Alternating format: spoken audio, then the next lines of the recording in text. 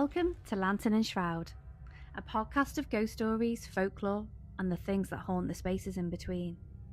I'm Natalie, and in each episode I'll guide you through these tales, while my husband Gav brings them to life through his artwork, available to watch while you listen on YouTube. Together, we don't just share the hauntings themselves, we also step back into the past, uncovering the history that shaped them, the lives once lived, the tragedies long buried, and the legends that still hide in forgotten places.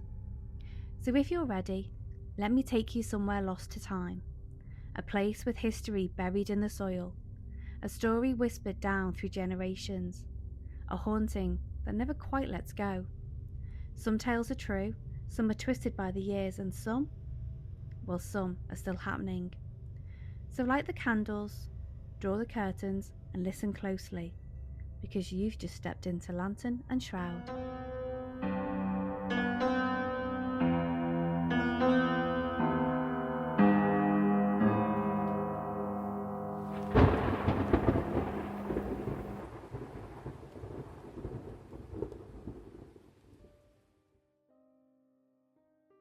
The city of Liverpool and its neighbour across the water, the Wirral, carry with them an unsettling reputation.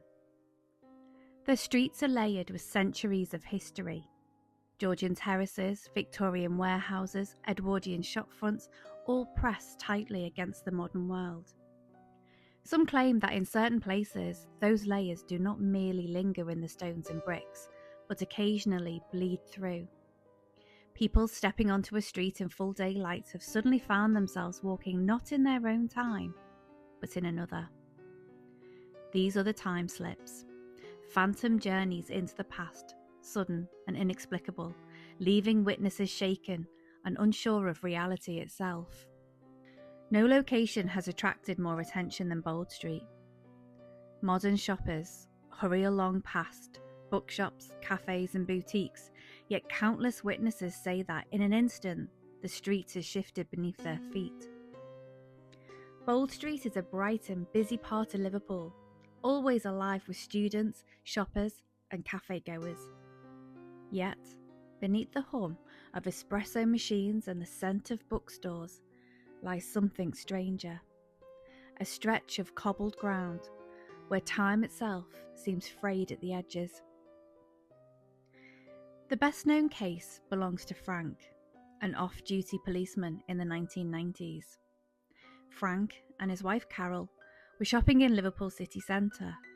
Carol headed towards Dillon's bookshop in Bold Street, whilst Frank walked to a record shop in nearby Ranelagh Street.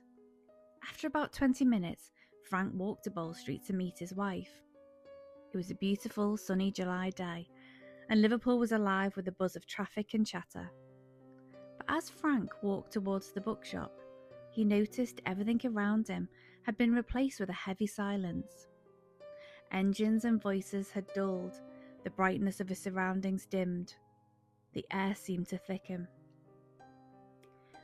Frank thought he might be having a dizzy spell, but as he looked around, his surroundings had completely changed.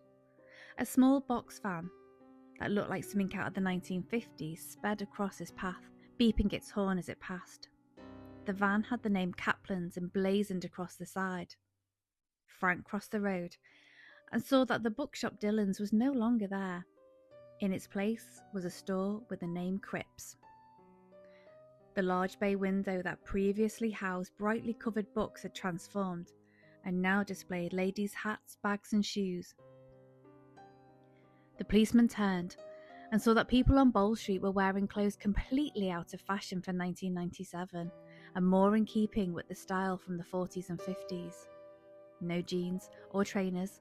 Instead, the passing men wore flat caps, trilbies and long coats, and the women wore scarves, berets, pillbox hats and carried baskets. Nearly all the ladies wore gloves.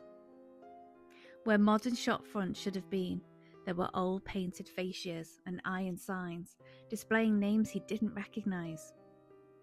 The road, usually filled with cars and buses, was suddenly occupied by horse-drawn carts and a couple of vans with liveries from the 1950s. The whole street bustled with life, but none of it belonged to his world.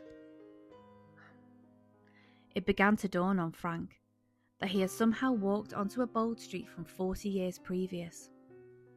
But across the street, he saw something that stood out against the sepia surroundings he'd found himself in. He saw a young woman of about 20 years old standing looking just as confused as he felt. She wore modern clothing, hipster jeans and a bright green t-shirt, and in her hand, a Miss Selfridge carrier bag, and was staring wide-eyed at the strange scene around her. For a moment, their eyes met, and Frank knew she could see it too. Relief washed over him that she too was experiencing what he was. The young woman crossed the street and entered the now Cripps Ladies' accessory shop. Frank followed close behind, but as he crossed the threshold of the store, the whole interim changed back from Cripps to Dylan's bookshop. She stopped, turned, and walked back out the shop. Frank again followed her out. As they stepped into the daylight, the spell broke. The world roared back to life, cars honking, people chatting, sunlight glaring. Frank grabbed the young woman's arm and asked her, "Did you see that too?" The woman looked at Frank, muttered something about how strange it had been and a mistake over bags and books, and hurried away. When Frank looked back, the handbag shop had gone. In its place stood Dylan's with its array of books adorning the windows once more. When Frank told his wife about the incident, she said that she hadn't noticed anything strange happening, but Frank was adamant that it had happened. He had not hallucinated. He had walked for long minutes in another Liverpool, in another time. Frank later found out that there had been a shop called Cripps exactly where Dylan stood. Later Waterstones, and now a restaurant, Holt Dolce. There had also been a firm called Kaplan's in existence at that time as advertised on the passing van. Frank's story isn't the only one.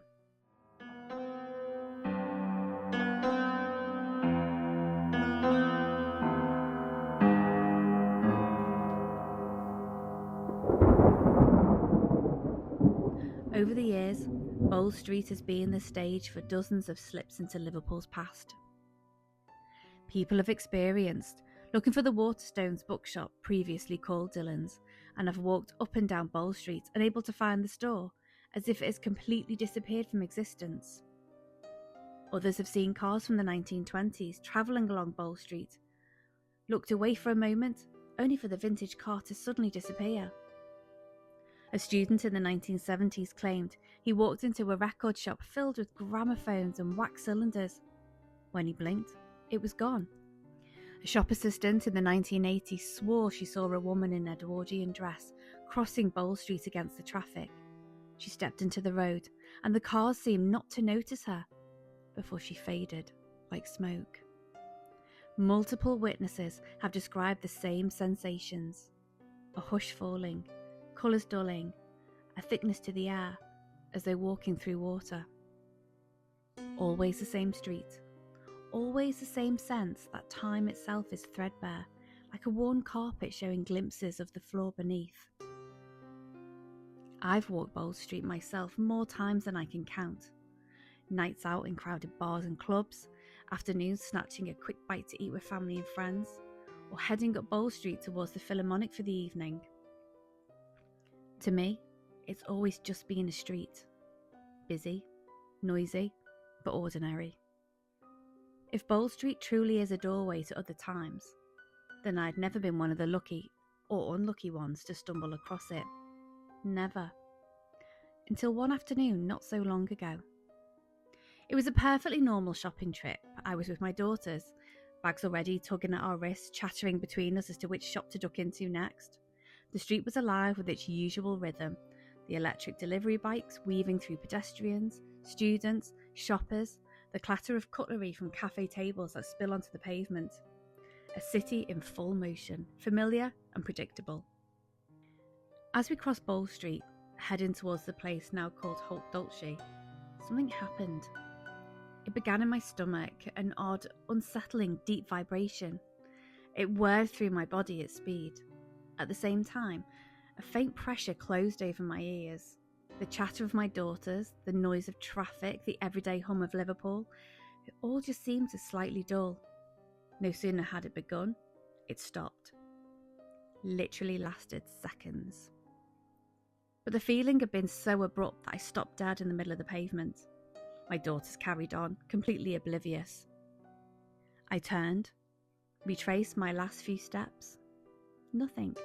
The sensation had gone. I don't know what I was expecting. But there was just nothing. Just Bold Street, noisy and alive. Still, I could not shake the oddity of it. That single moment had felt different to anything I'd experienced. Being from the Wirral, I've heard of the Bold Street time slip, but it's definitely not on my mind each time I go shopping in Liverpool. But the thought did then cross my mind. What if that was the beginning of a slip? Not a full plunge into another era, but the faintest brush against it.